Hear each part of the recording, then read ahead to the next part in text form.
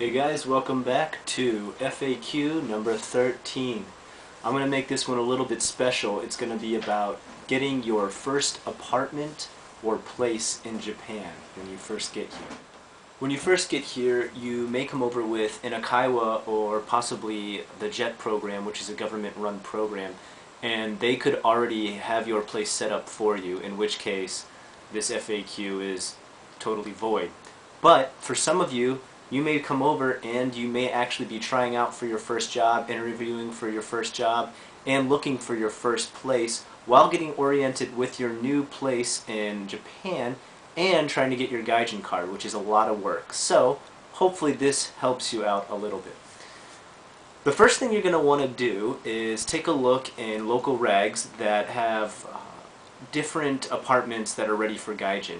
If you are fluent in Japanese, you'll be ready to walk into an apartment hunting place, which will help you find it. But if you are not, I do not suggest hitting up those places because they will expect you to speak perfect Japanese or close to it.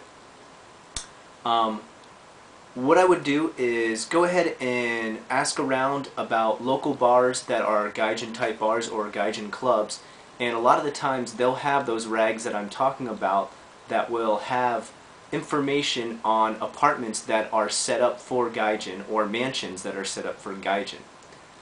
Now, when I say mansion, I do not mean a giant house. Mansion in Japan means a one-room apartment. In Tokyo, these are very common since prices are extremely high.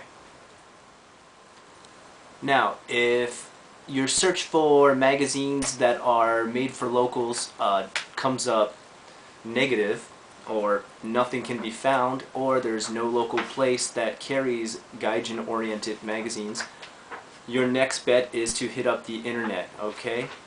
The only problem with the internet is sometimes the ads are a little bit older and they've either already been taken or they've already been taken off the market. Okay, so let's go over just a few places real quick.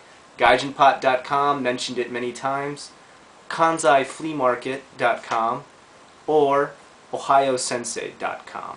Okay, those three websites will have a listing for different apartments and mansions in local areas in larger towns. Now, your smaller towns, it's going to be word of mouth to find a place in those, and most likely you would not be placed in one of these smaller towns or even an island unless you were traveling with the JET program or some very small Kaiwa program that I have no clue about.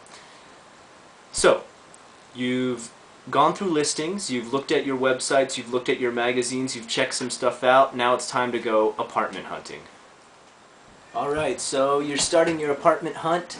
Most likely whoever's helping you out, or your apartment guide, will come and pick you up in a car, take you around to view different apartments. You can go ahead and take a look at them. Usually they will not have any furniture in them. There will not be a showroom. Some gaijin apartments are set up with furniture for those of you coming over with no furniture, which is very common, of course. But for the most part, apartments are not going to have furniture in them. So you'll take a look, you'll see the empty apartment, check everything out just like you would in America or any Western country, make sure it's to your liking, make sure everything works. When you move in, you will have an apartment checklist to make sure everything is to your liking. After that, if you're happy, you can sign the paperwork, but then get ready for some fees. Added fees. Yes, there's a lot of added fees when it comes to apartments in Japan, sadly. One of the biggest things you might run into is something called key money. And key money is something that you will pay straight to the landlord, pretty much a money gift to the landlord. This will not be given back to you. It's not like a deposit. It does not get refunded at the end of your stay at the apartment. And it can range anywhere from double 1 month's rent to quadruple 1 month's rent. So, for instance, the place I'm living in now, we had to pay over $8,000 to move in. Yes, very expensive. But it can be different with each place, and sometimes you can negotiate, get it talked down. And usually gaijin places are going to be set up in a Western way, where you just pay a deposit, you move in, and you can get the deposit back at the end of your stay at the apartment. Okay, but like I said, it's going to be case to case, and it's going to be a little bit different. Some other added fees are going to be finder's fee from the apartment hunting agency if you've used one. Insurance fee, yes, you have to have insurance on your apartment. Usually, even if it's Gaijin, you probably still have to have insurance on it. Some don't, some do.